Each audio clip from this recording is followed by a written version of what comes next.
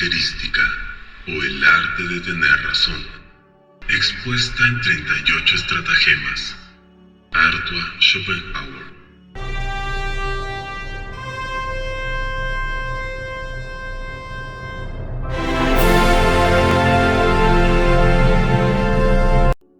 La dialéctica erística es el arte de discutir, pero discutir de tal manera que se tenga razón tanto lícita como ilícitamente, por faz o por nefaz. Puede tenerse ciertamente razón objetiva en un asunto, y sin embargo, a ojos de los presentes y algunas veces también a los de uno mismo, parecer falto de ella. A saber, cuando el adversario refuta mi prueba, y esto sirve como refutación misma de mi afirmación, la cual hubiese podido ser defendida de otro modo. En este caso, como es natural, para él la relación es inversa, pues le asiste la razón en lo que objetivamente no la tiene. En efecto, la verdad objetiva de una tesis y su validez en la aprobación de los contrincantes y los oyentes son dos cosas distintas. Hacia lo último se dirige la dialéctica. ¿Cuál es el origen de esto? La maldad natural del género humano. Si no fuese así, si fuésemos honestos por naturaleza, intentaríamos simplemente que la verdad saliese a la luz en todo debate, sin preocuparnos en absoluto de si ésta se adapta a la opinión que previamente mantuvimos o a la del otro. Eso sería indiferente o, en cualquier caso, algo muy secundario. Pero ahora es lo principal, la vanidad innata, que tan susceptible se muestra en lo que respecta a nuestra capacidad intelectual. No se resigna a aceptar que aquello que primero formulamos resulte ser falso y verdadero lo del adversario. Tras esto, cada cual no tendría otra cosa que hacer más que esforzarse por juzgar rectamente, para lo que primero tendría que pensar y luego hablar. Pero junto a la vanidad natural también se hermanan en la mayor parte de los seres humanos la charlatanería y la innata improbidad. Hablan antes de haber pensado, y aun cuando en su fuero interno se dan cuenta de que su afirmación es falsa y que no tiene razón, debe parecer, sin embargo, como si fuese lo contrario. El interés por la verdad, que por lo general muy bien pudo ser el único motivo al formular la supuesta tesis verdadera, se inclina ahora del todo al interés de la vanidad. Lo verdadero debe parecer falso, y lo falso, verdadero. Sin embargo, esa improbidad misma, el empeño en mantener tosudamente una tesis, incluso cuando nos parece falsa, todavía tiene una excusa. Con frecuencia al comienzo de la discusión estamos firmemente convencidos de la verdad de nuestra tesis, pero ahora el contraargumento del adversario parece refutarla. Dando ya el asunto por perdido, solemos encontrarnos más tarde con que, a pesar de todo, teníamos razón. Nuestra prueba era falsa, pero podía haber habido una adecuada para defender nuestra afirmación. El argumento salvador no se nos ocurrió a tiempo. De ahí que surge en nosotros la máxima de luchar contra el razonamiento del adversario, incluso cuando parece correcto y definitivo, pues, precisamente, creemos que su propia corrección no es más que ilusoria y que durante el curso de la discusión se nos ocurrirá otro argumento con el que podremos oponernos a aquel, o incluso alguna otra manera de probar nuestra verdad. De ahí que casi nos veamos obligados a actuar con improbidad en las disputas, o cuando menos, tentados a ello con gran facilidad. De esta forma, se amparan mutuamente la debilidad de nuestro entendimiento y la versatilidad de nuestra voluntad. Esto ocasiona que, por regla general, quien discute no luche por amor de la verdad, sino por su tesis como pro ara et phosis, por el altar y el hogar, y por faz o por nefaz, puesto que, como ya se ha mostrado, no puede hacerlo de otro modo. Lo habitual será, pues, que todos quieran que sea su afirmación la que prevalezca sobre las otras, aunque momentáneamente llegue incluso a parecerles falsa o dudosa. Los medios para conseguirlo son en buena medida los que a cada uno le proporciona su propia astucia y malignidad. Se adiestran en la experiencia cotidiana de la discusión. En efecto, así como todo el mundo tiene su propia dialéctica natural, también tiene su propia lógica innata. Solo la primera no le conducirá ni tan lejos ni con tanta seguridad como la segunda. No es fácil que alguien piense o infiera contradiciendo las leyes de la lógica. Si los juicios falsos son numerosos, muy rara vez son las conclusiones falsas. Una persona no muestra corrientemente carencia de lógica natural. En cambio, sí falta de dialéctica. Esta última es un don natural desigualmente repartido. En esto se asemeja la capacidad de juzgar. La razón, por cierto, se reparte de manera más homogénea.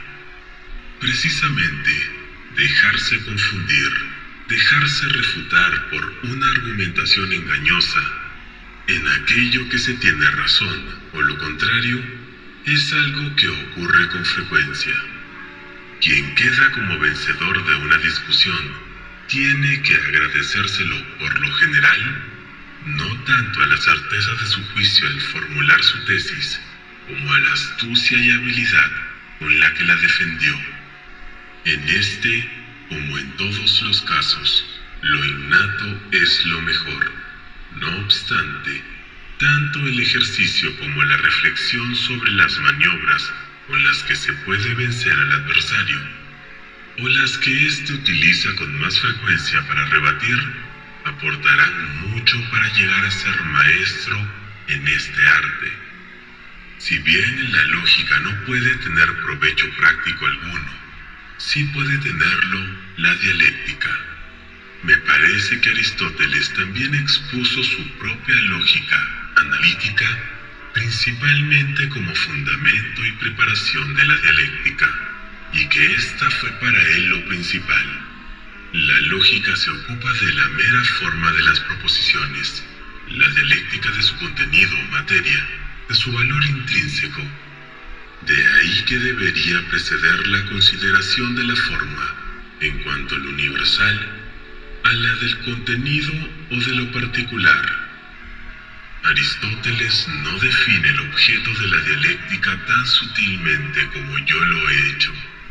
Si bien es cierto que asigna como su objeto principal la discusión, al mismo tiempo también la búsqueda de la verdad. Después añade de nuevo, las proposiciones se consideran filosóficamente según la verdad y dialécticamente teniendo en cuenta la credibilidad o el aplauso que obtienen en la opinión de los otros. Es consciente de la diferencia y disyunción de la verdad objetiva de una proposición y del hecho de hacerla valer o de obtener su aprobación, pero no lo hace con la suficiente sutileza como para asignar este último fin a la dialéctica.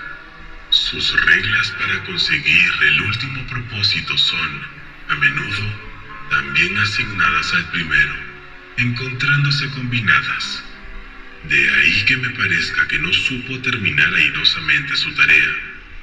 Aristóteles abordó en los tópicos la exposición de la dialéctica con el espíritu científico que lo caracteriza, de forma extraordinariamente metódica y analítica.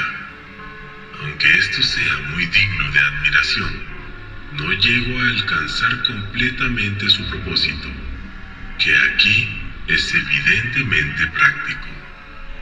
Tras considerar en los analíticos los conceptos, juicios y silogismos según su pura forma, paso después a considerar el contenido que únicamente tiene que ver con los primeros, ya que es en ellos donde reside.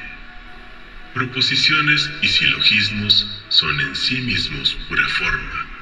Los conceptos significan su contenido. Su procedimiento es el siguiente. Toda discusión tiene una tesis o un problema. Estos difieren simplemente en la forma, y luego axiomas que deben servir para resolverlo. Se trata siempre de la relación de unos conceptos con otros. Estas relaciones son inicialmente 4. De un concepto se busca, o primero, su definición, o segundo, su género, o tercero, su característica particular, su marca esencial, propium, o cuarto, su accidens, es decir, una cualidad cualquiera, sin importar si es peculiar y exclusiva o no. Brevemente, un predicado. El problema de toda discusión hay que reconducirlo a una de estas relaciones. Esta es la base de toda dialéctica. En los 8 libros de los tópicos, Aristóteles presenta el conjunto de todas las relaciones en las que los conceptos pueden hallarse recíprocamente con respecto a las 4 clases e indica las reglas para toda posible relación. Esto es, cómo debe comportarse un concepto con respecto a otro para ser propio, su accidens, accidente, su genus, género, o su definitum, definición. ¿Qué errores pueden cometerse fácilmente durante la formulación? ¿Y qué es lo que debe tenerse en cuenta cada vez que formulamos una relación? ¿Y qué es lo que puede hacerse para refutarla si la ha formulado el otro? Aristóteles denomina locus, tópico, a la formulación de cualquiera de estas reglas o de cualquiera de las relaciones entre tales clases de conceptos, indicando 382 topoi. De aquí el nombre de tópicos. A estos adjunta unas cuantas reglas sobre la discusión en general, que por lo demás no son en modo alguno exhaustivas. El topos no es, pues, algo puramente material. No se refiere a un objeto o a un concepto determinado, sino siempre a una relación de clases enteras de conceptos, que puede ser común a un número indeterminado de ellos, en cuanto que estos sean considerados en sus relaciones recíprocas, bajo uno de los mencionados 4 casos que se dan en toda discusión. Estos 4 casos tienen, de nuevo, clases subordinadas. La consideración es aquí, en cierta medida, todavía formal, aunque no tan puramente formal como en la lógica, que se ocupa del contenido de los conceptos desde el punto de vista de la forma.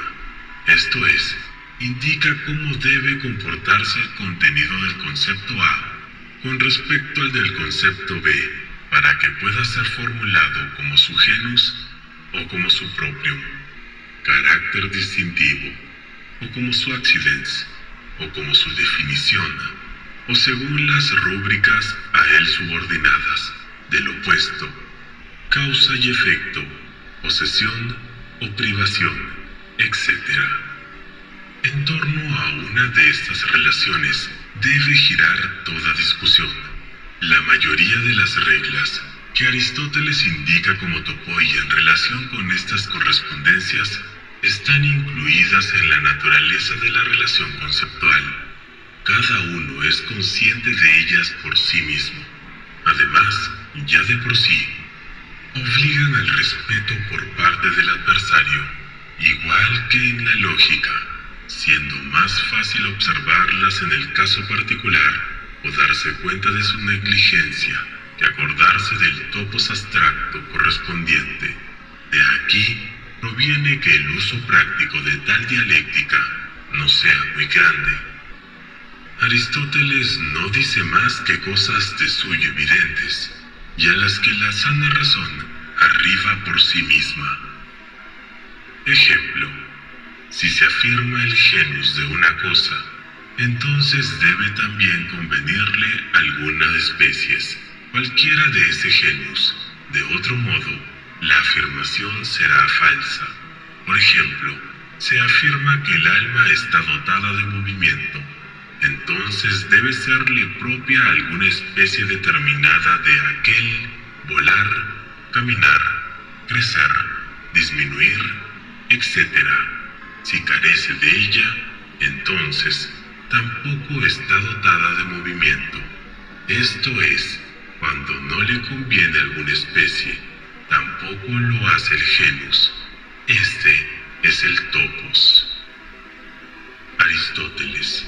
Tópicos 11, 4, 11a, 33, B111. Este topos sirve tanto para construir como para destruir. Es el topos noveno, y a la inversa, si el género no conviene, tampoco la especie. Por ejemplo, alguien se afirma: ha hablado mal de otro. Si demostramos que no habló en absoluto, no ha podido hablar mal de aquel, pues en donde no se da el genus, tampoco puede darse la especie. Bajo la rúbrica de carácter distintivo, proprium, el locus 215 dice así: en primer lugar, para invalidar, cuando el adversario indica como propio alguna cosa que sólo puede ser percibida por medio de los sentidos, lo ha indicado mal, ya que todo aquello que es sensible se vuelve incierto en el momento en que sale del ámbito de los sentidos. Por ejemplo, si se sostiene como propio del Sol, que es el astro más brillante que se desplaza sobre la Tierra, esto no sirve, pues cuando el Sol se pone, no sabemos si se desplaza sobre la Tierra, ya que entonces está fuera del ámbito de la sensación. En segundo lugar, para establecer, lo propio estará bien indicado cuando se presente uno que no sea reconocible mediante la sensación, o que, siendo sensible, es evidente que se da de manera necesaria. Por ejemplo, como propio de la superficie, se indica que es aquella que primero se colorea. Esta es una característica propia sensible y además siempre manifiesta, por lo que es correcta. Aristóteles, tópicos 5. Esto es suficiente para darles una idea de la dialéctica de Aristóteles. Me parece que no alcanza su propósito. Por eso yo lo he intentado de otra manera. Los tópicos de Cicerón son una imitación hecha de memoria de los de Aristóteles, en sumo grado superficial y miserable. Cicerón no tiene en absoluto una idea clara de qué es un topos ni a qué se dirige. Parlotea confusamente, ex ingenio, utilizando su propia inventiva, cosas sin sentido, adornándolas ricamente con ejemplos jurídicos, uno de sus peores escritos. Para definir concisamente qué es la dialéctica, habrá de considerársela despreocupándose definitivamente de la verdad objetiva, que es asunto de la lógica, como el arte de tener razón, lo que ha de ser tanto más fácil cuando efectivamente se lleve razón en el asunto del que se trata. La dialéctica como tal debe enseñar únicamente cómo podemos defendernos contra ataques de cualquier tipo, especialmente contra los desleales, y evidentemente cómo podemos atacar lo que el otro expone sin contradecirnos, y lo más importante, sin que seamos refutados. Hay que distinguir claramente la búsqueda de la verdad objetiva del arte de hacer que lo que se ha enunciado pase por verdadero. Aquella es asunto de una disciplina bien distinta. Es la obra de la capacidad de juzgar, del discurrir, de la experiencia, y para ella no existe artificio alguno. La segunda es el objeto de la dialéctica. Se la ha definido como la lógica de la apariencia, falso, pues de ser así, se utilizaría para defender solo enunciados falsos, pero incluso cuando alguien tiene la razón de su parte, necesita la dialéctica para defenderla.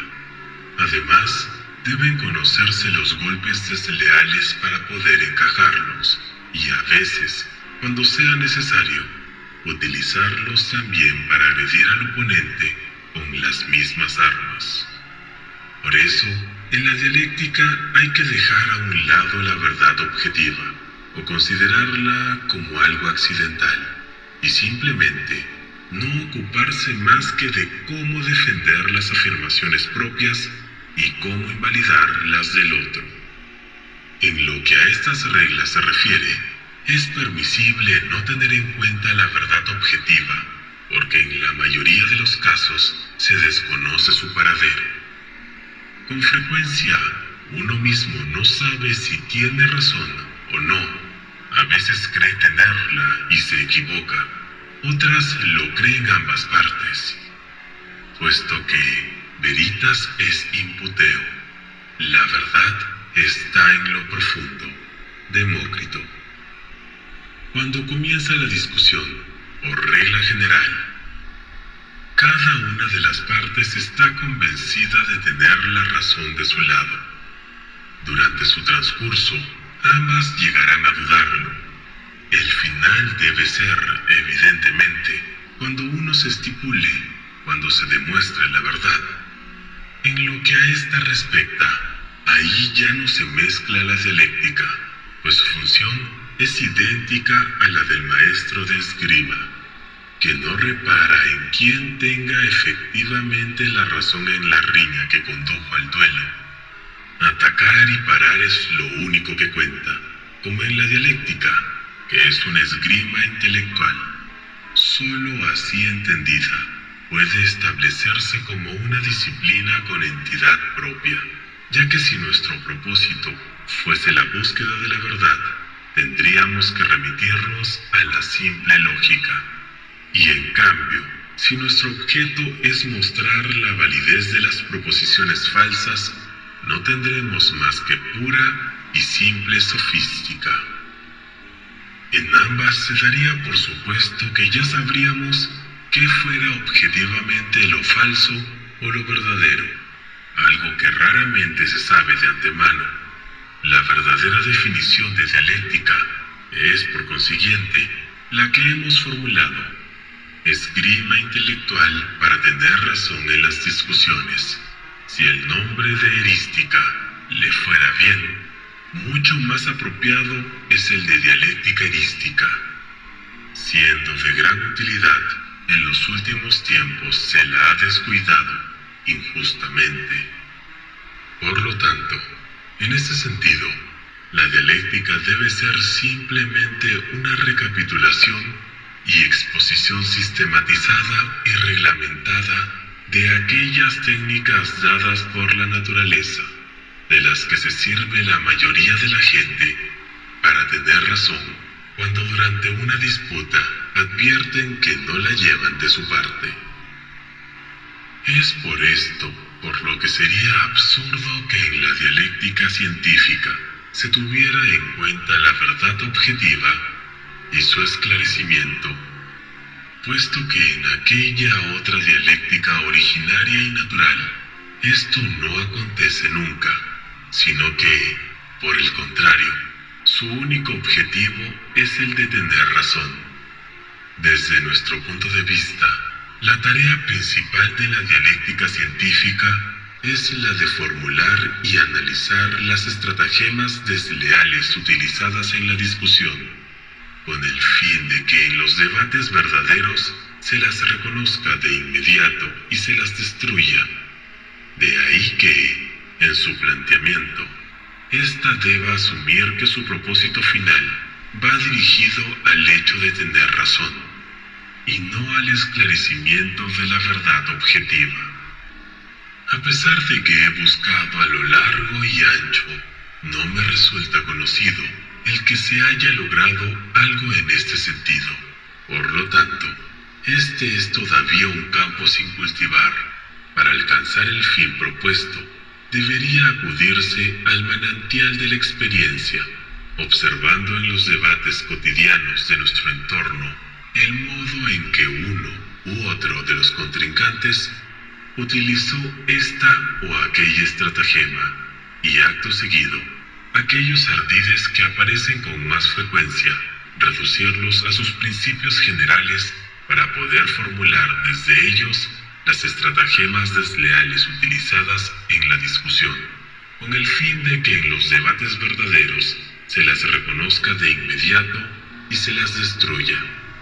De ahí que en su planteamiento, ésta debe asumir que su propósito final va dirigido al hecho de tener razón, y no al esclarecimiento de la verdad objetiva. A pesar de que he buscado a lo largo y ancho, no me resulta conocido el que se haya logrado algo en este sentido. Por lo tanto, este es todavía un campo sin cultivar. Para alcanzar el fin propuesto, debería acudirse al manantial de la experiencia, observando en los debates cotidianos de nuestro entorno el modo en que uno u otro de los contrincantes utilizó esta o aquella estratagema, y acto seguido, aquellos ardides que aparecen con más frecuencia, reducirlos a sus principios generales, para poder formular desde ellos las estratagemas más usuales, que no solo han de ser útiles después para la propia ventaja, sino también para impedir que sean usadas cuando el adversario pretende utilizarlas en su provecho.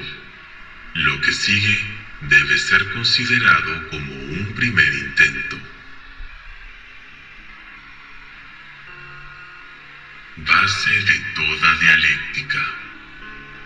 En primer lugar, hay que considerar lo esencial de toda discusión, que es en lo que ella sucede. El adversario ha propuesto una tesis, o nosotros mismos, da igual. Para refutarla, existen dos modos y dos vías. 1. Los modos. A. Ad rem, con referencia a la cosa. B.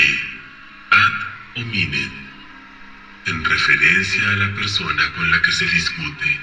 O ex concessis, en referencia al marco de concesiones hechas por el adversario.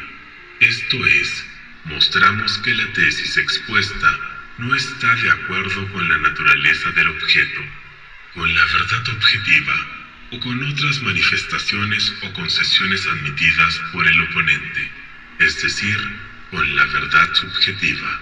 Esta última es sólo una traslación relativa y no afecta a la verdad objetiva. 2. Las vías. A. Refutación directa. B. Indirecta. La directa ataca la tesis en sus fundamentos, la indirecta en su conciencia. La directa muestra que la tesis no es verdadera, la indirecta que no puede ser verdad. A. En cuanto a las refutaciones directas, podemos hacer dos cosas. O mostramos que los fundamentos del enunciado son falsos, negando por lo tanto la premisa mayor como la menor, o los admitimos pero mostramos que no se sigue de ellos la consecuencia, y atacamos así la consecuencia, la forma de la conclusión. B. En las refutaciones indirectas utilizamos o la paragoge o la instancia. A. Apagagoge. Aceptamos la tesis del adversario como si fuese verdadera. Después mostramos lo que de ella se sigue si lo utilizamos como premisa de un silogismo en unión de otra tesis cualquiera reconocida como verdadera.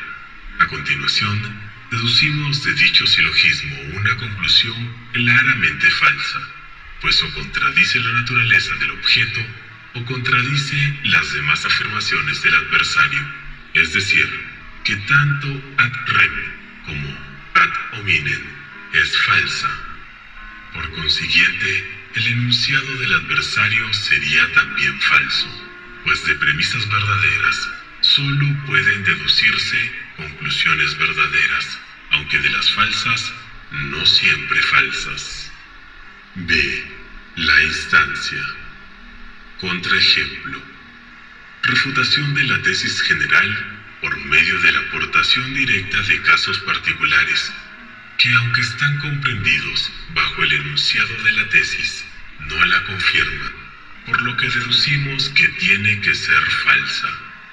Este es el andamiaje, el esqueleto de toda discusión. Aquí tenemos su osteología. A ella hay que reducir el fundamento de cualquier disputa. Pero todo esto puede suceder real o solo aparentemente, con razones buenas o malas, y como no podemos saberlo con facilidad, por eso suelen ser los debates tan largos y empeñosos. Tampoco podemos separar lo verdadero de lo falso durante su transcurso, porque, precisamente, ni siquiera los contrincantes lo saben con anterioridad. Por consiguiente, pasaré a la exposición de las estratagemas sin tener en cuenta si se tiene o no la razón objetiva, pues tal cosa no puede saberse con seguridad, y además, eso es lo que debe decidirse por medio de la disputa propiamente dicha. Por cierto, en toda conclusión o argumentación en general, hay que estar de acuerdo sobre algo desde lo cual, a modo de principio, podamos juzgar el asunto en cuestión. Con quien niega los principios no puede discutirse.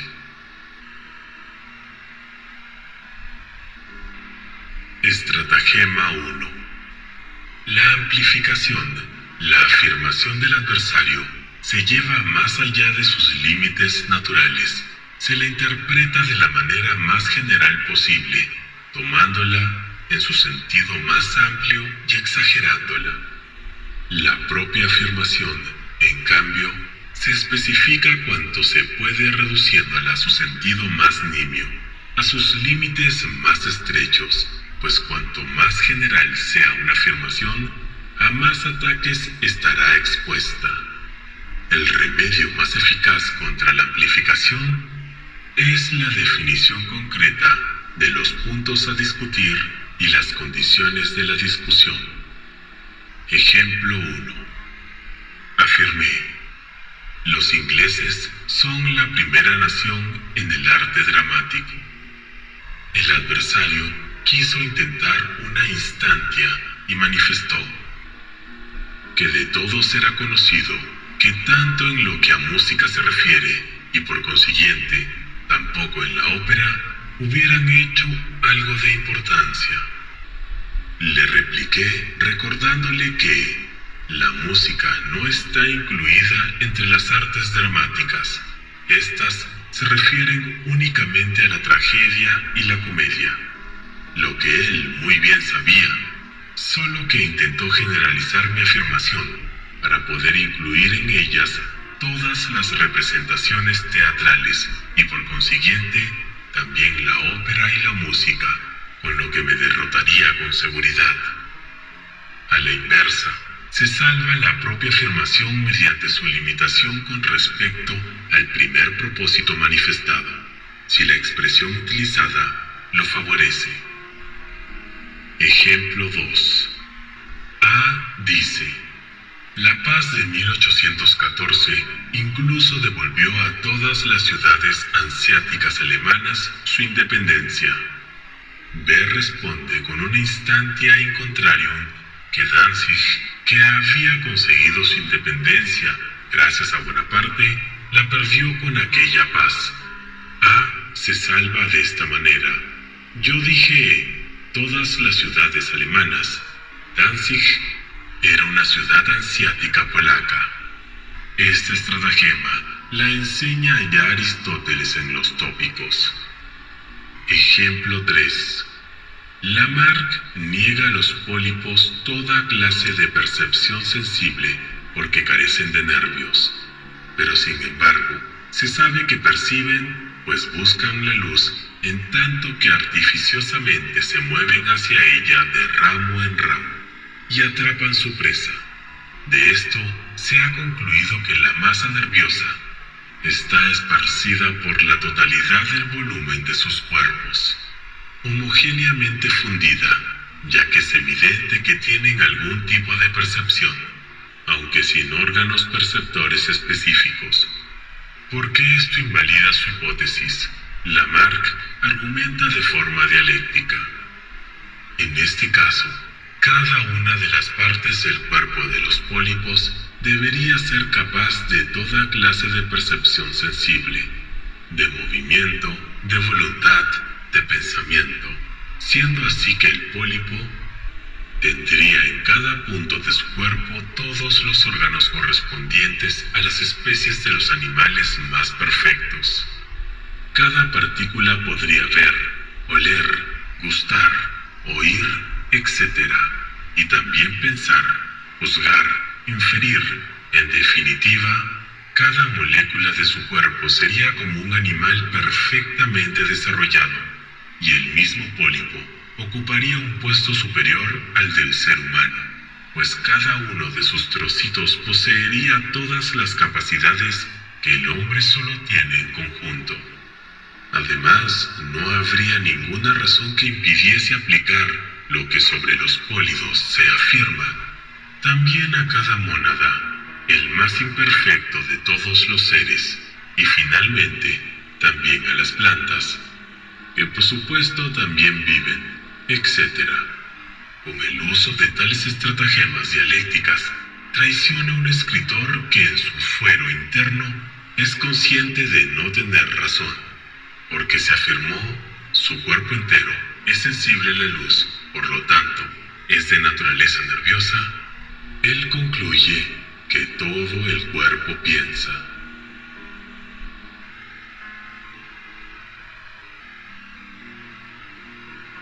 Estratagema 2. Usar la homonimia para extender la afirmación enunciada a lo que puede comprenderse igualmente bajo el mismo nombre, pero que poco o nada tiene que ver con el asunto del que se está tratando. Después, a continuación, se refuta triunfalmente la afirmación tomada en este sentido, haciendo que parezca que se ha refutado la primera. Anotación. Sinónimas son dos palabras para el mismo concepto. Homónimos, dos conceptos designados mediante la misma palabra. Bajo, agudo, alto, utilizados a veces para calificar cuerpos y otras para los tonos de voz, son homónimas. Honrado y probo son sinónimos. Se puede considerar esta estratagema como idéntica al sofisma exmonimia. Sin embargo, la obviedad de tal sofisma no engañará en serio. Omne lumen potes extingui. Toda luz puede apagarse. Intellectus es lumen. El intelecto es luz. Intellectus potes extingui. El intelecto puede apagarse. Aquí se nota enseguida que hay 4 termini. El lumen, luz, en sentido propio, y lumen, luz, entendido metafóricamente. Por otra parte, en casos más sutiles engaña, concretamente, en aquellos en los que los conceptos se designan con la misma expresión y están emparentados, pudiéndose intercambiar uno por otro con facilidad. Ejemplo 1. A.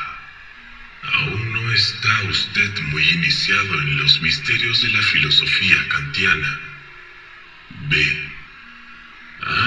Mire usted, de donde hay misterios, no quiero saber nada. Ejemplo 2.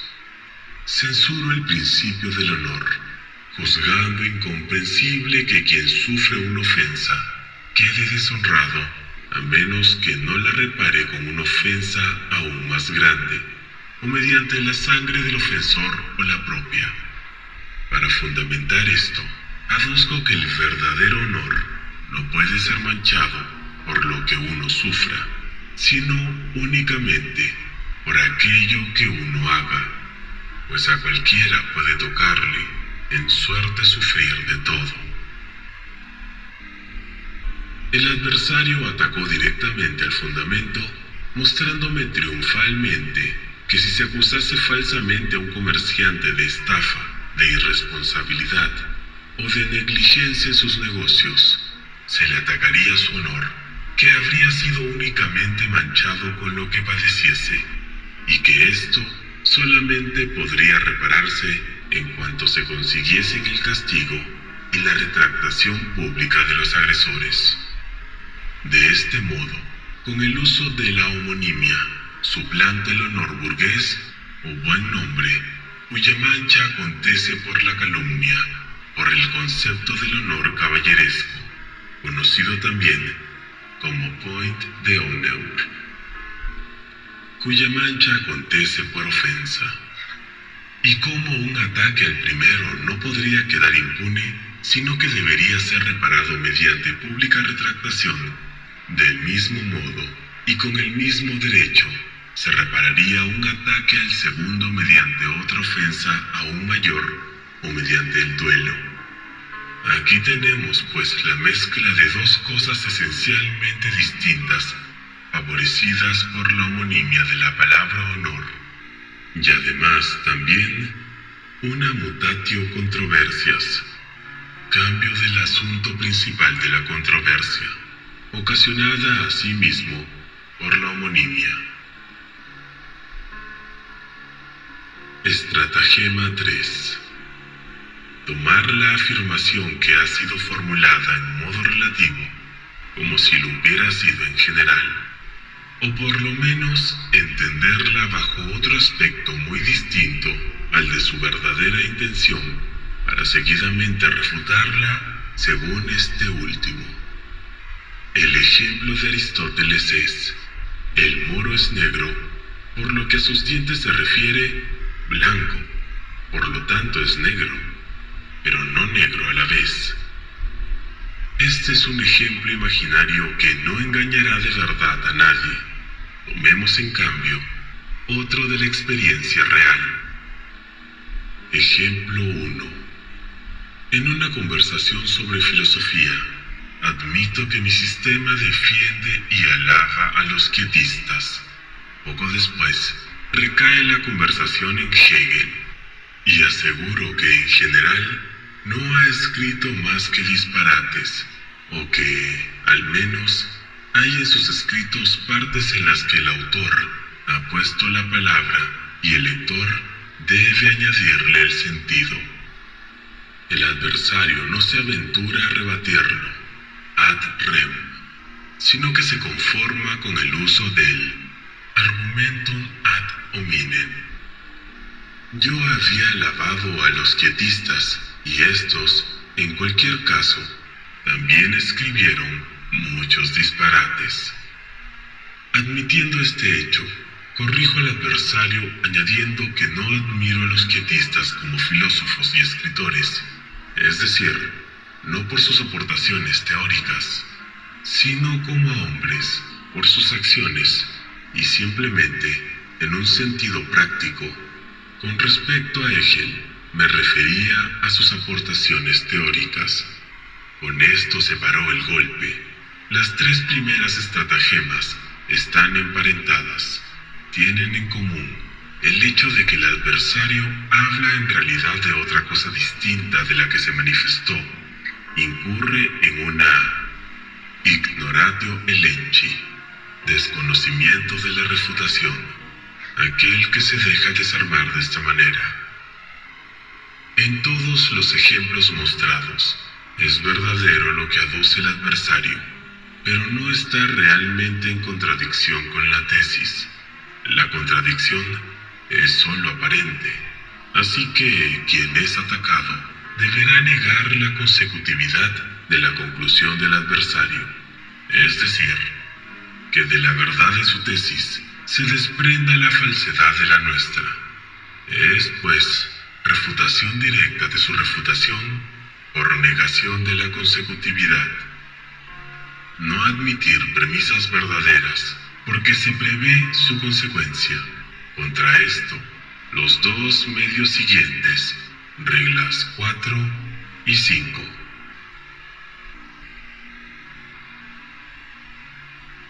Estratagema 4. Cuando se quiere llegar a una conclusión, no hay que dejar que ésta se prevea, sino procurar que el adversario admita las premisas una a una y dispersas, sin que se dé cuenta durante el transcurso del diálogo. De lo contrario, lo impedirá con todos los medios a su alcance. O cuando es dudoso que el adversario vaya a aceptarlas, se formulan primeramente las premisas de esas premisas. Se hacen prosilogismos. Entonces se deja que admita unas cuantas premisas desordenadas de tales prosilogismos, enmascarando así la jugada, hasta que haya admitido todo lo que queríamos. Luego, se procede recapitulando el asunto desde atrás. Esta regla la da Aristóteles, Tópicos 8.1. No necesita ejemplo alguno.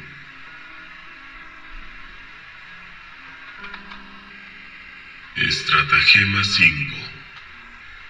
Pueden usarse premisas falsas para demostrar la propia tesis cuando el adversario no admita las verdaderas, es decir, o porque no conozca su verdad, o porque ve que de ella se seguiría como conclusión inmediata nuestra tesis. Se toman entonces proposiciones que de suyo son falsas, pero verdaderas ad hominem, y se argumenta ex concessis, según la manera de pensar del adversario, pues lo verdadero puede seguirse también de premisas falsas, si bien nunca de verdaderas lo falso.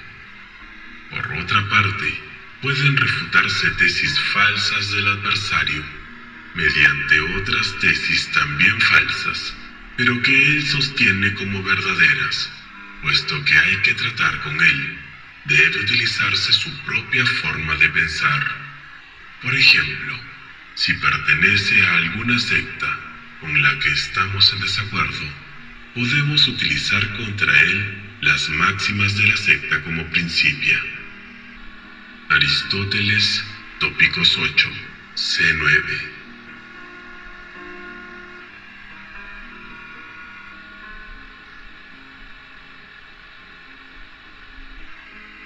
Estratagema 6. Se encubre una petitio principii, petición de principio, postulando aquello que se debe demostrar. 1. Usando otro nombre, por ejemplo, en vez de honor, buen nombre, en vez de virginidad, virtud, etc. O también utilizando conceptos intercambiables, animales de sangre roja, en vez de animales vertebrados. 2.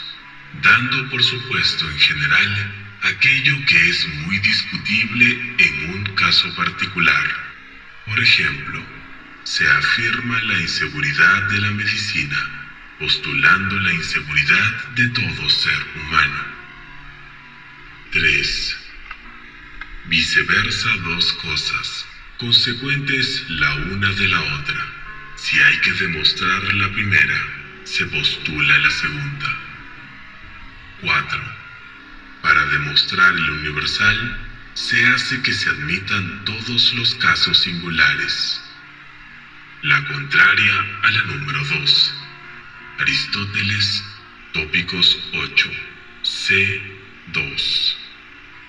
El último capítulo de los tópicos de Aristóteles contiene buenas reglas sobre el ejercicio de la dialéctica.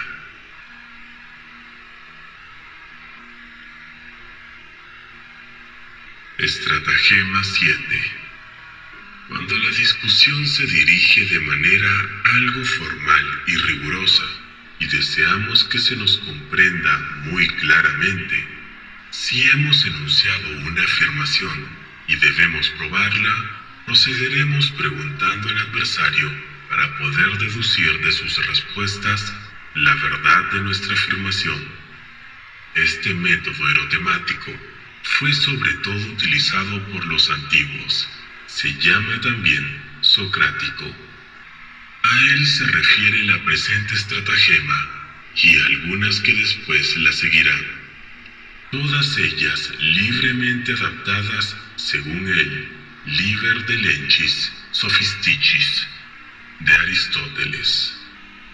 Preguntar mucho de una vez y sobre muchas cosas para ocultar lo que en realidad queremos que admite el adversario, y además extraer rápidamente de lo admitido la propia argumentación, pues quienes son lentos en comprender pueden seguirla con precisión y pasarán por alto los fallos o lagunas en las deducciones de las pruebas.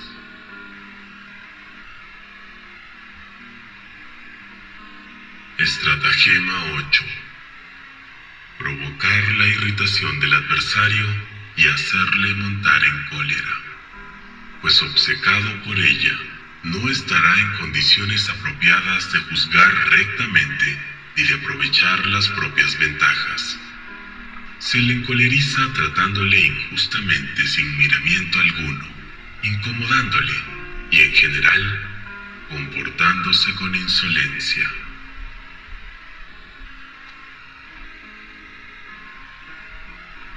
Estratagema 9. No establecer las preguntas en el orden requerido por la conclusión a la que se desea llegar con ellas, sino desordenadamente. El adversario no sabrá a dónde queremos ir a parar y no estará preparado para prevenir la conclusión. Además, dependiendo de cómo vayan resultando sus respuestas, estas podrán utilizarse para extraer conclusiones diversas, incluso contradictorias. Este estratagema se asemeja a la 4, en el hecho de que debe enmascararse su procedimiento.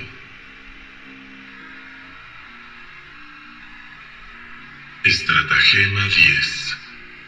Si se advierte que el adversario niega intencionadamente aquellas preguntas cuya respuestas afirmativas podrían ser utilizadas en beneficio de nuestra tesis, hay que preguntarle lo contrario de lo que debemos, haciendo como si esto fuese lo requerido para defenderla, o por lo menos presentarle ambas opciones a elegir, de manera que no note cuál de las dos es la que desea que afirme.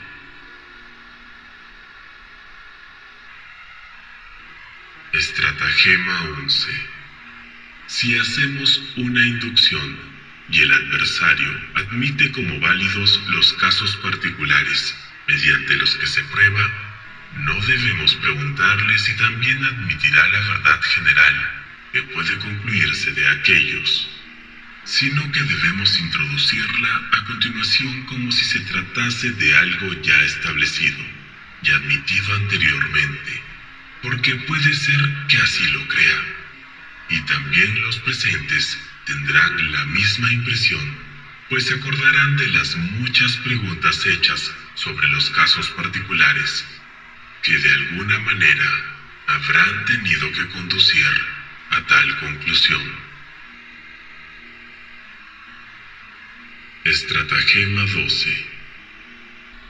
Si la conversación versa sobre un concepto general que carece de nombre propio, y tiene que designarse trópicamente mediante una similitud, enseguida hemos de elegir nosotros el símil, de manera tal que sea lo más ventajoso posible para nuestra afirmación.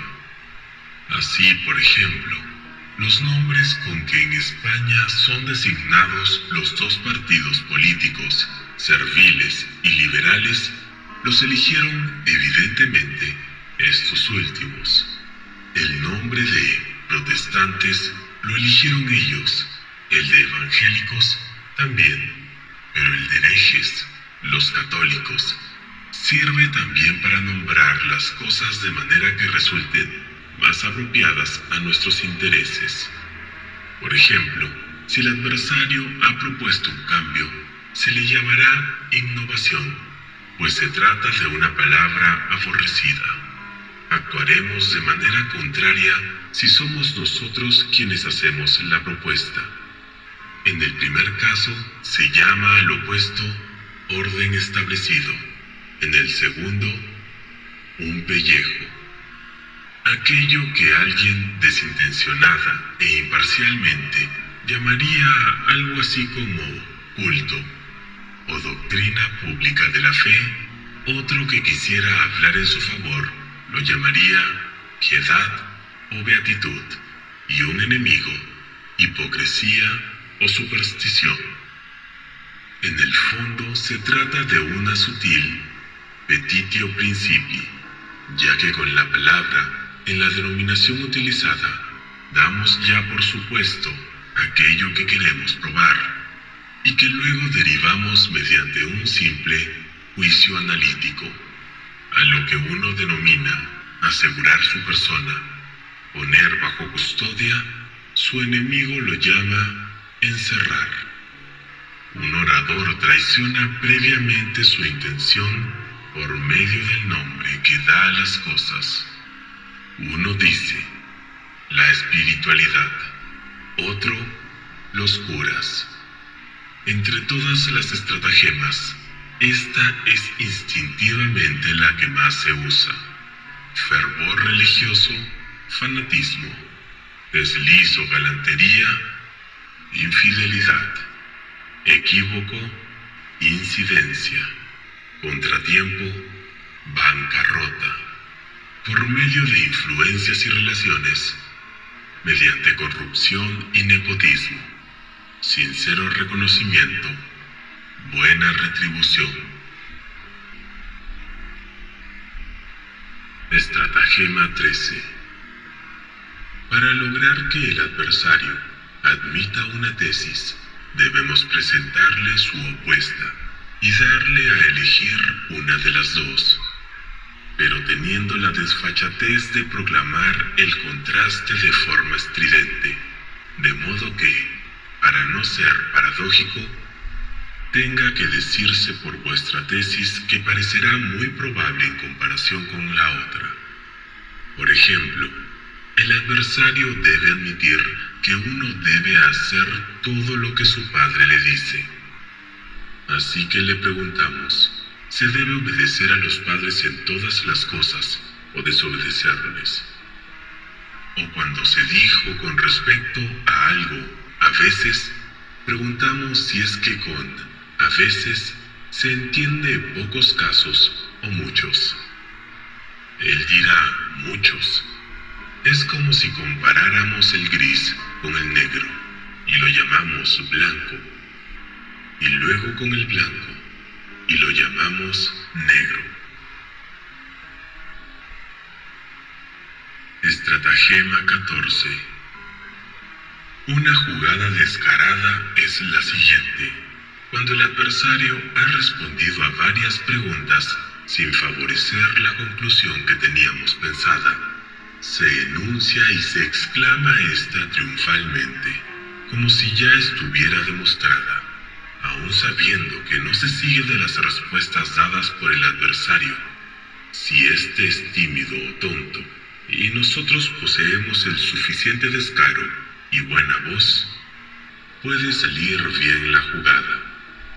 Este estratagema pertenece a la falacia non causae, ut causae, Engaño producido al tomar lo no fundamentado por el fundamento. Estratagema 15. Si hemos expuesto una tesis paradójica, pero nos encontramos en dificultades para demostrarla, presentamos al adversario otra tesis correcta. Presentamos al adversario otra tesis correcta, aunque no del todo evidente, para que la acepte o la refute como si de ello quisiéramos obtener la prueba. Si sospechando alguna treta la rechaza, entonces lo reducimos al absurdo y triunfamos. Pero si la acepta, habremos dicho entre tanto algo razonable y ya veremos cómo sigue adelante el asunto. O utilizamos aquí la estrategia precedente y aseguramos que con eso ha quedado demostrada nuestra paradoja. Para esto, hace falta una insolencia extrema, que si bien la proporciona la experiencia, también hay gente que la pone en práctica instintivamente. Estratagema 16. Argumenta ad hominem o ex concessis. Con respecto a una afirmación del adversario, tenemos que buscar si de alguna manera no estará en contradicción, en caso necesario, por lo menos en apariencia, con alguna otra cosa que él haya dicho o admitido previamente, o con los principios de una escuela o secta que él haya alabado o aprobado, también con hechos de quienes pertenecen a tal secta, o con los de miembros falsos o supuestos, o con su propia conducta. Si, por ejemplo, él defiende el suicidio, se le espeta: ¿por qué no te ahorcas tú? O si afirma que la permanencia en Berlín no le es grata, se le increpa inesperadamente: ¿por qué no te marchas de aquí en el primer correo? De una forma u otra, podrá encontrarse algún tipo de incómodo. Estratagema 17. Si el adversario nos amenaza con una refutación, a menudo podremos salvarnos mediante una sutil diferencia en la que antes no habíamos reparado, si es que el asunto se presta a alguna que otra ambigüedad o permite su remisión a un doble caso. Estratagema 18. Si notamos que el adversario comienza una argumentación con la que va a derrotarnos, no tenemos que consentirle que siga adelante con ella. Hay que impedirle a toda costa que la concluya, interrumpiendo o desviando a tiempo la trayectoria de la discusión al encaminarla hacia otras cuestiones. Brevemente, le salimos al paso con una mutatio controversiae, cambio del tema de la discusión. Estratagema 19. Si el adversario nos solicita explícitamente alegar algo en contra de algún punto concreto de su afirmación, pero no tenemos nada adecuado, tomamos el asunto de manera general y argumentamos así en su contra. Si debemos responder a la pregunta de por qué no es de fiar una determinada hipótesis física, hablamos de lo engañoso del saber humano y lo adornamos con toda suerte de ejemplos. Estratagema 20. Cuando hayamos obtenido del adversario la concesión de una premisa que requeríamos, tenemos que deducir la conclusión deseada no con más preguntas, sino concluyéndola inmediatamente nosotros mismos. Así, incluso careciendo todavía de una u otra de las premisas, la tomamos también como igualmente concebida y deducimos de esta forma la conclusión. Lo que resulta entonces es la aplicación de la falacia non causae ut causae. Falacia que consiste en tomar por fundamento lo que no es. Estratagema 21. Si observamos que el adversario utiliza un argumento meramente aparente o sofístico, podemos anularlo sencillamente atacando su capciosidad y apariencia. Pero es mucho mejor presentarle otro argumento si cabe, de análoga apariencia y sofistería, para liquidarlo. Pues lo que importa no es la verdad, sino la victoria. Si él utiliza un argumentum ad hominem, bastará para invadirlo con que le respondamos con otro contraargumento ad hominem, ex concessis, y sobre todo, será mucho más corto esgrimir un argumentum ad hominem cuando se tenga oportunidad de enzarzarse en una discusión sobre la verdadera naturaleza del asunto. Estratagema 22. Si el adversario nos conmina a que admitamos algo de lo que inmediatamente se seguirá el problema que se debate en la discusión, nos negamos aduciendo que se trata de una petitio principii, pues tanto él como el auditorio confundirán con facilidad una tesis que en apariencia se parece al problema con el problema mismo. Así, le privaremos de su mejor argumento. Estratagema 23. La contradicción y la discordia motivan la exageración de la tesis. Contradiciendo al adversario, podemos inducirlo a que lleve fuera de sus límites una afirmación que dentro de ellos hubiera podido ser verdadera. En cuanto hayamos refutado la exageración, parecerá que refutamos también su primera tesis.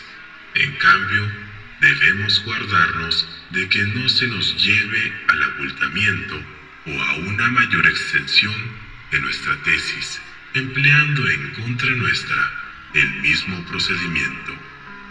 A menudo, el adversario recurrirá al intento de extender nuestra afirmación más allá de los términos en los que la habíamos expresado. En este caso debemos pararlo súbitamente y reconducirlo a los límites de lo que manifestamos con un tanto dije y no más. Estratagema 24. Uso abusivo de la deducción.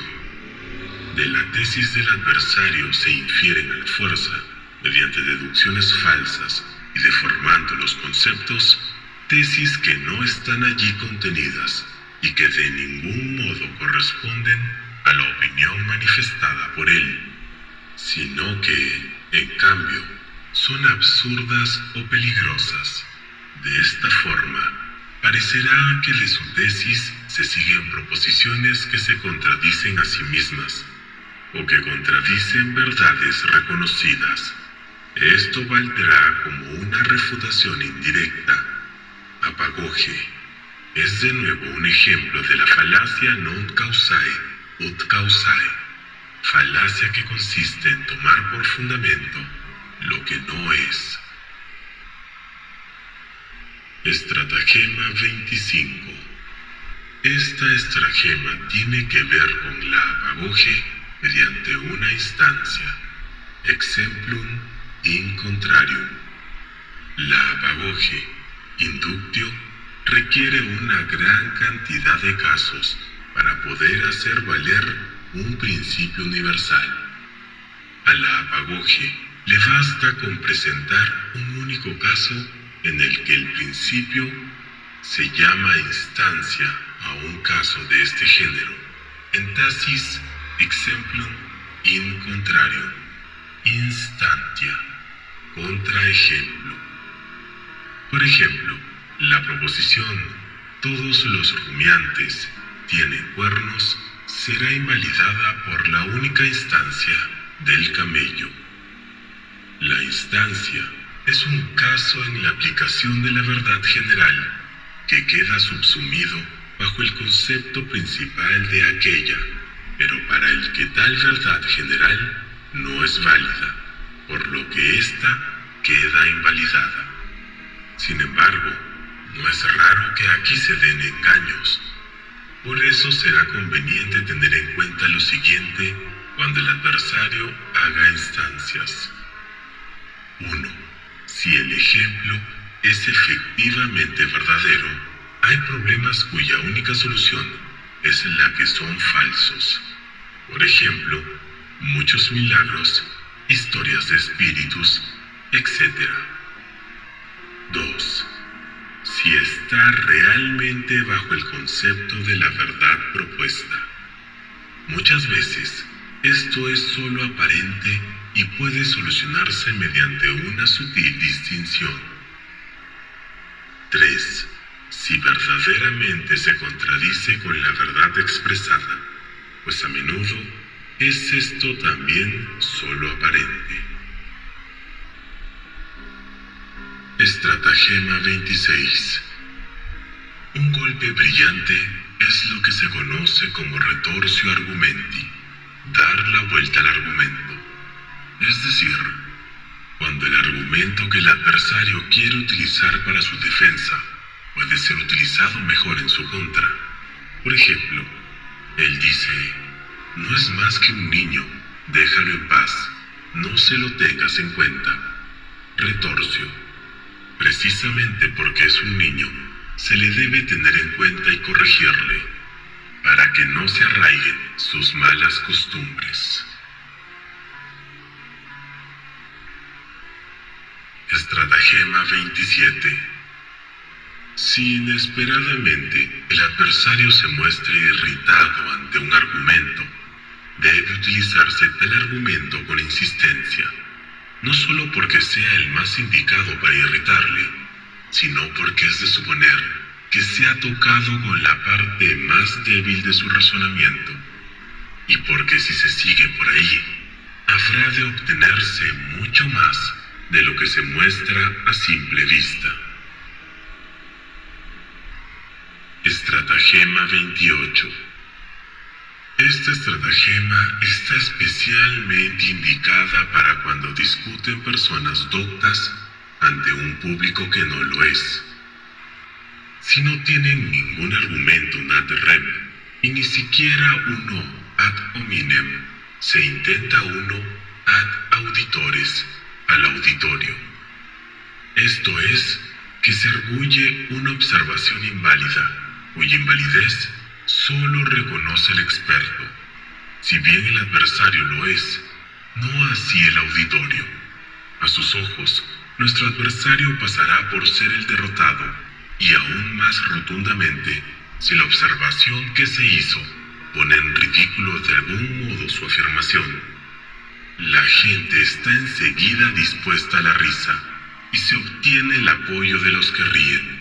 Para mostrar la nulidad del comentario, el adversario tendría que debatir largamente y remitirse a los principios de la ciencia o a otra cosa por el estilo, con lo que no obtendría fácilmente atención.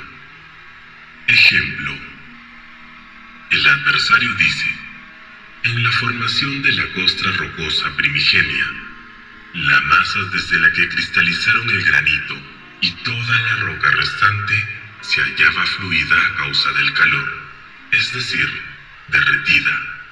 El calor debió ser por lo menos de 200 grados.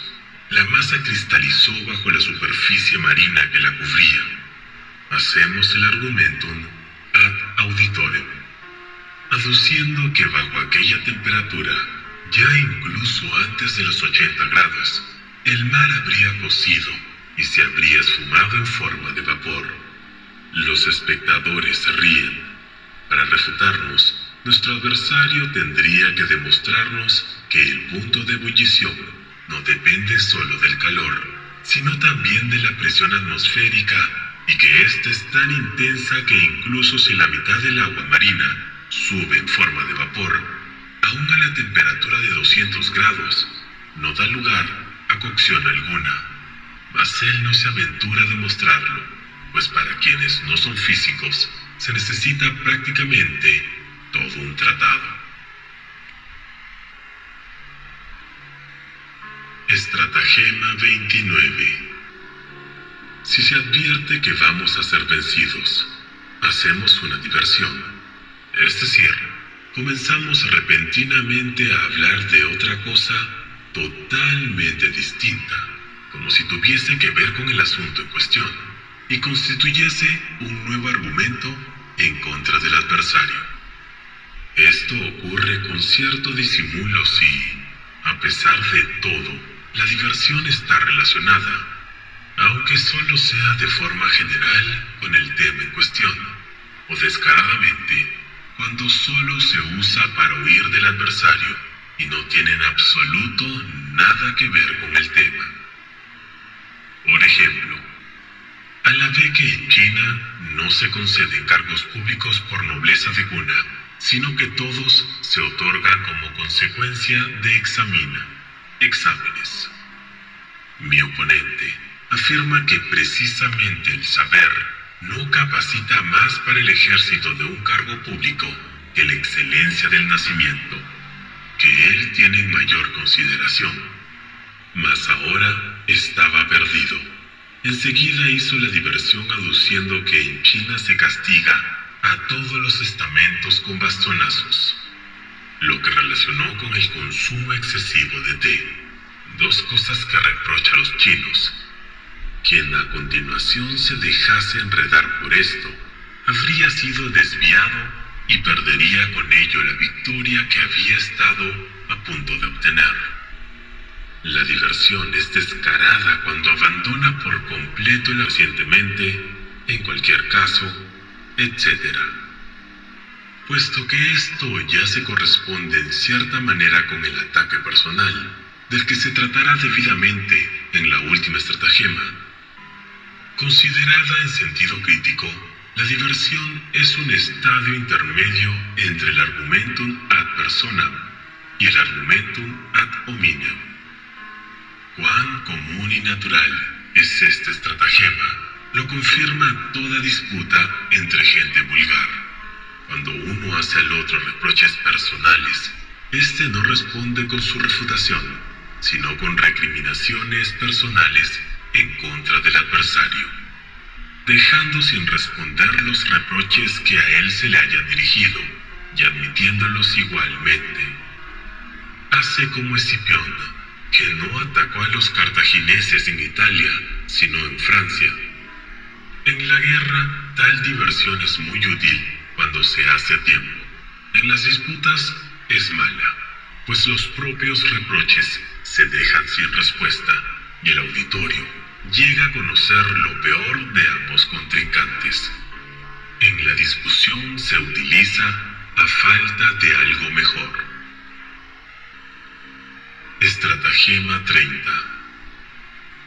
El argumentum ad verecundiam, argumento al respeto. En vez de razones, se usan autoridades elegidas a la medida de los conocimientos del adversario. Cualquiera prefiere creer a discurrir, dice Séneca. Se tiene un juego fácil si tenemos de nuestra parte una autoridad que el adversario respeta. Podrán utilizarse muchas más autoridades cuanto más restringidos sean sus conocimientos y capacidades. Si éstas fueran de primer orden, entonces habría pocas o ninguna. Como mucho, aceptará aquellas a las que se atenga alguien versado en una ciencia, arte u oficio de los que él apenas posea conocimiento alguno, aunque con pesar. La gente común, en cambio, siente gran respeto por los especialistas de cualquier clase. No saben que quien hace profesión de una cosa ama más el beneficio que de ella obtiene que dicha profesión. Además, el que enseña una materia raramente la conoce en profundidad, pues, precisamente, a aquel que le estudia profusamente le sobra poco tiempo para enseñanza. Para el vulgus, la plebe, Existen muchísimas autoridades que respeta. Si no se tiene alguna autoridad adecuada al caso, se sustituye por otra que lo sea solo aparentemente, y se le adapta a aquello que fue dicho en un sentido distinto o bajo otra circunstancia. Las autoridades que el adversario no comprende en absoluto son las que frecuentemente producen mayor efecto. Las personas no cultas sienten un particular respeto por las florituras griegas y latinas. En caso de apuro, no solo puede tergiversarse la autoridad, sino también falsificarse o incluso esgrimir alguna de invención propia, pues la mayoría de las veces el adversario no tiene el libro a la mano o no sabe cómo consultarlo. El más bonito ejemplo de esto lo proporciona el francés Curé, quien para no tener que pavimentar el trozo de calle frente a su casa, como era de obligación para todos los demás ciudadanos, se amparó en una sentencia bíblica: Paveant igi, ego non pavevo. Quieran los otros temblar, yo no tiemblo. Lo que fue interpretado por los espectadores que entendían algo de latín, como si paveant viniese del francés paver, pavimentar. Esto convenció a los delegados de la comunidad. También se utilizan los prejuicios comunes como autoridad, pues la mayoría opina como Aristóteles. Decimos que es correcto lo que así le parece a la mayoría. Ética a Nicómaco. Efectivamente, no existe opinión alguna, por absurda que sea, que los hombres no acepten como propia, si llegada la hora de convencerles, se arguye que tal opinión es aceptada universalmente. El ejemplo obra tanto en su pensamiento como en sus actos. Son como ovejas que siguen al carnero a donde quiera que vaya. Les es más fácil morir que pensar. Es curioso que la universalidad de una opinión tenga en ellos tanto peso, puesto que pueden observar en sí mismos con qué facilidad se aceptan opiniones sin juicio previo por la sola fuerza del ejemplo. Pero no se dan cuenta, pues le falta cualquier tipo de reflexión. La multitud tiene opiniones variadas. República. Lo que quiere decir que el vulgus tiene muchas patrañas en la cabeza, y si uno quiere desentenderse de ellas, tendría un inmenso trabajo.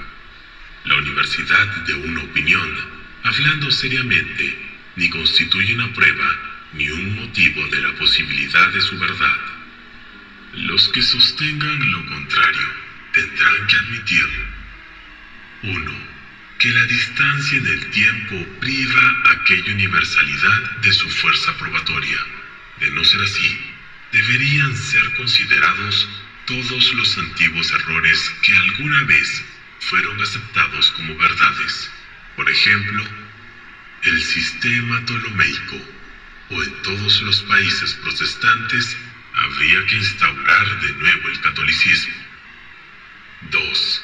Que la distancia en el espacio tiene el mismo efecto, si no, esa universalidad de opinión quedará en entredicho entre los seguidores del budismo, el cristianismo o del islamismo, según Bentham, Tactique des Assemblées Legislatives. Lo que se conoce como opinión universal es, examinándola con precisión, la opinión de 2 o 3 personas. Nos convenceríamos de esto si pudiésemos observar su génesis. Nos encontraríamos entonces con que fueron 2 o 3 personas quienes primero la pusieron o enunciaron y afirmaron, y que benévolamente creyeron que la habían examinado a fondo. El perjuicio de suponerles lo suficientemente capacitados para realizar tal examen indujo, en principio, a otros tantos a aceptar también esta opinión. A estos les creyeron otra vez muchos más, aquellos a los que su indolencia les sugirió que era mejor creerlo enseguida que andar haciendo trabajosas comprobaciones. De este modo, creció de día el número de tales acólitos indolentes y crédulos, pues al fin y al cabo, la opinión venía respaldada por un buen número de voces que apoyaban. Entretanto, aquellos que la veneraban atribuyeron únicamente el carácter determinante de sus fundamentos, el que hubiese conquistado tal consenso. Los restantes se vieron obligados a admitir lo que ya era aceptado en general, pasar por las cabezas inquietas que se rebelaban contra la opinión de la mayoría, o por tipos presuntuosos que pretendían ser más listos que el resto del mundo. A estas alturas, el consenso se convirtió ya en deber. De aquí en adelante, los pocos que están capacitados para juzgar se ven obligados a callarse, mientras que aquellos a quienes se le permite hablar son precisamente los más incapaces de tener opiniones y juicios propios, y los que simplemente se hacen eco de la opinión de los otros. Por otra parte, estos son sus más celosos e intolerantes defensores. En efecto, no odian tanto la opinión distinta de quien piensa de otra manera, cuanto la audacia de querer juzgar por sí mismos, algo que ellos ya no intentan hacer, y de lo que, además, son conscientes. Resumiendo, muy pocos son capaces de pensar. Sin embargo, todos quieren tener opiniones, y siendo así, ¿no será fácil en vez de crearlas ellos mismos, tomarlas ya listas de otros? Ante estos hechos, ¿qué valor de verdad puede tener ahora la opinión de 100.000 millones de personas? El mismo que el de un dato histórico que se encuentra en cientos de historiadores y del que después se sabe que lo han copiado uno de otros, por lo que se concluye que al cabo todos se fiaron del testimonio de uno solo. No obstante, cuando se discute con gente común, puede usarse la opinión universal como autoridad. Por lo general, se observará que cuando dos personas ordinarias discuten, el arma más utilizada por ambas partes es el de las autoridades. Con ellas se acosan mutuamente. Si una persona más inteligente tiene que vérselas con este género, lo mejor que puede hacer es adaptarse a tal arma y utilizarla según los puntos débiles del adversario. En efecto, contra el arma de las razones, esta es ex hipótesis, un Sigfrido cornudo inmerso en la marea de la incapacidad de pensar y juzgar.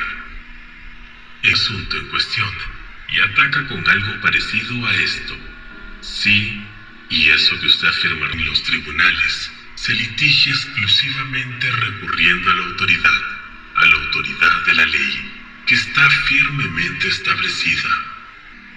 Competencia de la facultad de juzgar es encontrar la ley, es decir, la autoridad que ha de aplicarse en cada caso concreto. La dialéctica posee, sin embargo, suficiente amplitud de campo como para en aquellos casos en los que se convenga hacer que un caso y una ley que en realidad no concuerdan giren hasta que pueda vérselos como concordantes y al contrario. Estratagema 31. Cuando no se tiene nada que oponer a las razones expuestas por el adversario, uno se declara fina e irónicamente incompetente. Lo que usted dice supera mi pobre capacidad de comprensión. Probablemente será muy justo, mas yo no acierto a comprenderlo. Por lo tanto, renuncio a cualquier juicio. Con esto se insinúa al auditorio, al que se ha tenido en cuenta en todo momento, que lo que se ha dicho es absurdo. Así, muchos profesores de la vieja escuela ecléctica declararon, al aparecer la crítica de la razón pura, o mejor, cuando ésta empezó a suscitar interés, nosotros no la comprendemos. Con eso creyeron haber resuelto el asunto. Pero cuando algunos adeptos de la nueva escuela les mostraron que realmente tuvieron razón al afirmar que no la habían comprendido, se pusieron de muy mal humor. Este estratagema debe utilizarse únicamente allí en donde se está seguro de ser más estimado por el auditorio que el adversario. Por ejemplo, un profesor contra un alumno. En realidad, pertenece al estratagema precedente, ya que es una manera especialmente maligna de hacer valer la propia autoridad en vez de atenerse razones. La jugada contraria es la siguiente. Permítame, con su gran capacidad de penetración, debe ser para usted algo muy sencillo de comprender, por lo que únicamente mi mala exposición tiene la culpa. Y así darle en las narices. Que tenga que entenderla no les volens, quiera o no quiera, con lo que le quedará claro que efectivamente no la había entendido. Así se trocó el argumento. Él quiso insinuar, absurdo. Nosotros le demostramos incomprensión. Ambas cosas con la más exquisita cortesía. Estratagema 32. Una forma rápida de invalidar, o al menos hacer sospechosa una afirmación del adversario que no nos conviene, es subsumirla bajo una categoría aborrecible, con la que pueda tener alguna semejanza, con la que se relaciona sin más. Por ejemplo, esto es maniqueísmo, esto es arrianismo, esto es pelagianismo, esto es idealismo, esto es espinosismo, esto es pateísmo, esto es brownianismo, esto es naturalismo, esto ateísmo, esto es racionalismo, esto es espiritualismo, esto es misticismo, etc. Con lo que suponemos dos cosas. Una, la afirmación es idéntica, o al menos está concedida en tal categoría, y podemos exclamar, oh, esto no es nuevo para nosotros. Y dos, que tal categoría ya está refutada del todo, y no puede contener ni una sola palabra de verdad. Estratagema 33. Esto será verdad en la teoría, pero en la práctica es falso. Mediante este sofisma se conceden las razones, pero se niegan las consecuencias. Está en contradicción con la regla a ratione ad rationatum valet consequentia. Tiene que haber consecutividad necesaria entre la causa y su efecto. Tal afirmación supone una posibilidad. Lo que en la teoría es verdadero, debe serlo también en la práctica. Si esto no se verifica, habrá un fallo en la teoría. Algo se omitió y no salió bien la cuenta. Consecuentemente, también la teoría es falsa. Estratagema 34. Si el adversario no da una respuesta precisa a una pregunta o a un argumento, o no toma posición concreta alguna al respecto, sino que evade respondiendo con otra pregunta, o con una respuesta esquiva, o con algo que carece de relación alguna con el asunto en discusión, pretendiendo desviar el tema hacia otra parte, es signo evidente de que hemos tocado, a veces sin saberlo, uno de sus puntos débiles. Se trataría, por su parte, de un enmudecimiento relativo. Urge, pues, mantenernos en el punto que hemos tocado sin soltarlo, y más aún cuando no veamos en qué consiste la flaqueza con la que dimos. Estratagema 35. Que si es practicable, hace innecesarias todas las demás. En vez de influir en el intelecto con razones, se influye en la voluntad por medio de motivos. De este modo, tanto el adversario como el auditorio, si es que posee los mismos intereses que aquel, se ganan al instante para nuestra opinión, aunque ésta provenga del manicomio. Y es que casi siempre tiene más peso una pizca de voluntad que un quintal de juicio y de persuasión. Naturalmente, este estratagema solo da resultado bajo determinadas condiciones, cuando se puede hacer saber abiertamente al adversario que si dejase valer su opinión, la consecuencia que se seguiría de ello sería muy perjudicial para sus propios intereses. La soltará enseguida, con la misma rapidez con que arrojaría un hierro candente que hubiese agarrado por descuido. Por ejemplo, si un clérigo defiende un dogma filosófico y se le hace notar que está en contradicción con un dogma fundamental de su iglesia, Acon novum organo. Puede describirse también a ese estratagema como agarrar al árbol por la raíz.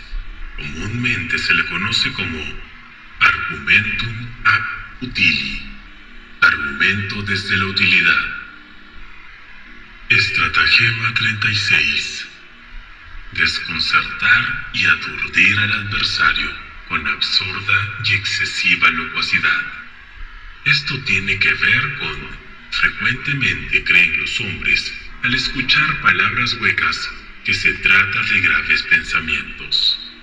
Si el adversario es consciente de su propia debilidad y lo oculta, si está acostumbrado a escuchar cosas que no entiende, haciendo como si las hubiese entendido, entonces puede impresionársele si con aire de seriedad y haciendo que parezcan verdades profundas, se les petan los mayores absurdos como si fueran la prueba palpable de lo que se desea defender.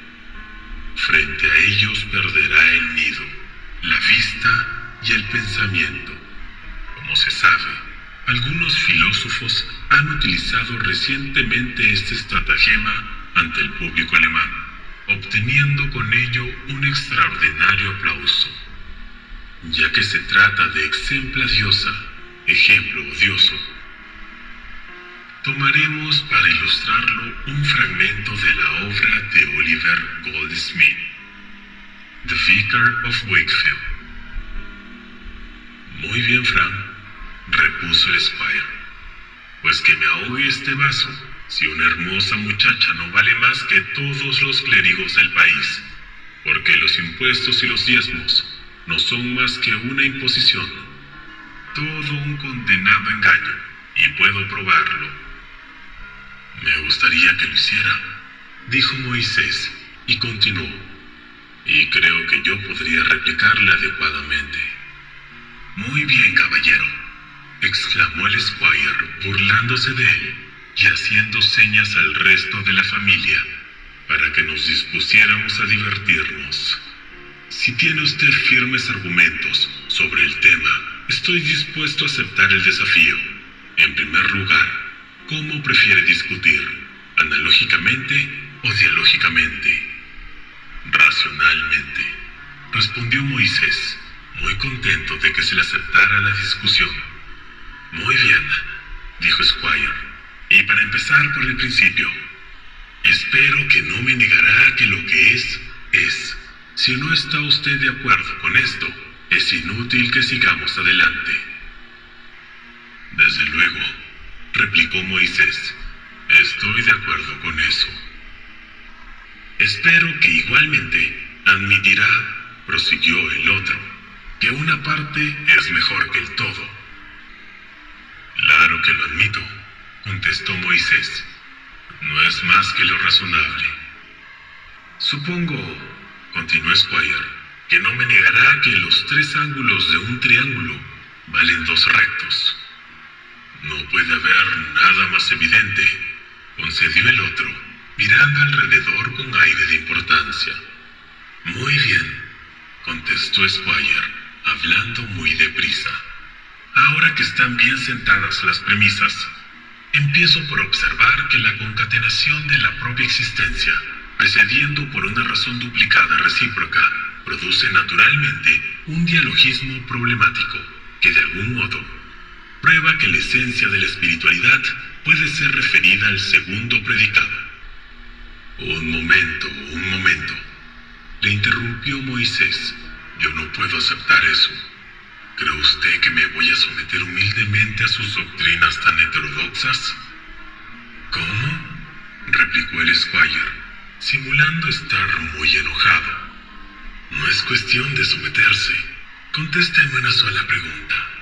¿Cree usted que Aristóteles tiene razón cuando dice que los relativos están relacionados? Sin duda, replicó Moisés. Si es así, contestó el Squire, respóndame directamente a lo que le propongo. Si usted juzga que la investigación analítica de la primera parte de mi entimema es deficiente, deme también sus razones directamente. Protesto, exclamó Moisés. No comprendo del todo la fuerza de su razonamiento, pero si se reduce a una simple proposición, supongo que tendrá una respuesta. Oh, señor, replicó el Squire, soy su más humilde servidor, y creo que usted pretende que yo le proporcione tantos argumentos como inteligencia. No, caballero, es usted demasiado duro conmigo. Esto provocó las risas sobre el pobre Moisés, que a partir de ese momento fue la única persona que sería de aquel grupo de caras alegres, y no volvió a decir una sola palabra en toda la noche. Estratagema 37, que debería ser una de las primeras, cuando el adversario, llevando de hecho razón, ha tenido la mala suerte de elegir para su defensa una prueba inadecuada que podemos invalidar fácilmente, damos con eso todo el asunto refutado. En el fondo lo que hacemos es sustituir un argumentum ad hominem por uno ad rem. En caso de que él o los presentes no aporten una prueba mejor, habremos vencido. Por ejemplo, alguien que para demostrar la existencia de Dios aduce como prueba el argumento ontológico que, como bien se sabe, es muy fácil de refutar. De esta manera, pierden los malos abogados con buena causa. Pretenden defenderla con una ley inadecuada, mientras que la adecuada no se les ocurre. Estratagema final. Cuando se advierte que el adversario es superior y se tienen las de perder, se procede ofensiva, grosera y ultrajantemente. Es decir, se pasa del objeto de la discusión, puesto que ahí se ha perdido la partida, a la persona del adversario, a la que se ataca de cualquier manera. Puede denominarse a este procedimiento argumentum ad personam, distinguiéndolo así del argumentum ad hominem, que consiste en alejarse del objeto de la discusión atacando alguna cosa secundaria que ha dicho o admitido el adversario. Ad personam, en cambio, se procede abandonando por completo el objeto de discusión y atacando a la persona del adversario. Así, uno se torna insolente y burlón, ofensivo y grosero. Se trata de pasar de la apelación de la fuerza del espíritu a la fuerza del cuerpo, o a la bestialidad. Esta regla es muy popular. Como todo el mundo está capacitado para ponerla en práctica, se utiliza muy a menudo. Querrá ahora saberse cuál será la contrarregla valedera para la otra parte, pues si también sigue por el mismo camino, la cosa acabará en pelea, o duelo, o en un proceso por injurias. Se equivocará irremediablemente quien pensara que bastará solo con no proceder personalmente contra el contrario. Es un hecho comprobado que, si con toda tranquilidad se le demuestra que no tiene razón y que juzga y piensa falsamente, algo que acontece en toda victoria dialéctica, se le irritará más que con una expresión grosera y ofensiva. ¿Por qué? Porque como dice Hobbes, toda alegría del ánimo y todo contento residen en que haya alguien con quien, al compararse, uno pueda tener un alto sentimiento de sí mismo. Y es que nada importa más a los hombres que la satisfacción de su vanidad, siendo la herida más dolorosa aquella que la afecta. De estos provienen dichos como antes la honra que la vida. Tal satisfacción de la vanidad surge por lo general de la comparación de uno mismo con los demás bajo cualquier aspecto, pero principalmente en lo que concierne a la inteligencia. Esto se comprueba, de hecho, y con gran intensidad en la discusión. De ahí la rabia del vencido, aunque no tenga razón, y de ahí el que recurra extrema ratio, como último medio, a este estratagema final. A eso no se puede responder simplemente con gentileza por nuestra parte.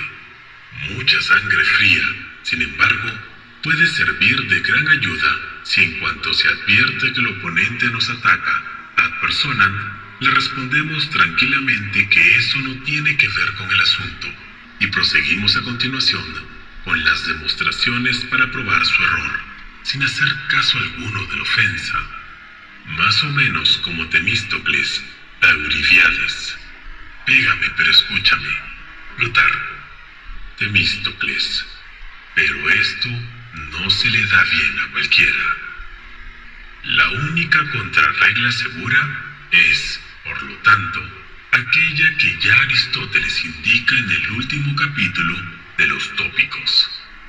No discutir con el primero que salga al paso, sino solo con aquellos a quienes conocemos y de los cuales sabemos que poseen la inteligencia suficiente como para no comportarse absurdamente, y que se avergonzarían si así lo hiciesen, que discuten con razones y no con demostraciones de fuerza, y que atienden a razones y son consecuentes con ellas, y en definitiva, con quienes sean capaces de valorar la verdad, de escuchar con agrado los buenos argumentos, incluso de labios del adversario, y que posean la suficiente ecuanimidad como para admitir que no tienen razón cuando la otra parte la tiene. De esto se deduce que de entre 100, apenas si hay uno con el que merezca la pena discutir. A los demás se les deja que digan lo que quieran, pues disipere es juris gentium. Todo el mundo tiene derecho a desbarrar. Piénsese además en lo que dice Voltaire. Se valora más la paz que la verdad, y un dicho árabe: los frutos de la paz penden del árbol del silencio. A menudo la discusión, ya que se trata de una colisión de cabezas, es de mucha utilidad para ambas partes, pues sirve para la rectificación de las propias ideas y además para proporcionar nuevos puntos de vista. Si bien ambos contrincantes deben estar igualados en cuanto a cultura e inteligencia, si a uno de ellos le falta la primera, no entenderá todo, no estará a un nivel, a la misma altura. Si le falta la segunda, el rencor que sentirá por ello le instigará a actuar deslealmente, con astucia o grosería. Entre la discusión en coloquio privato, sive familiari, coloquio privado o familiar, la disputatio solemnis, pública pro grado, discusión solemne y pública de categoría, no hay una diferencia esencial, solo que en esta última se requiere que el respondens siempre deba obtener la razón contra el oponens, y por eso que en caso necesario el praeses le socorra, y también que en esta última se argumenta más formalmente, se complace en vestir sus argumentos con rigurosidad Silogística.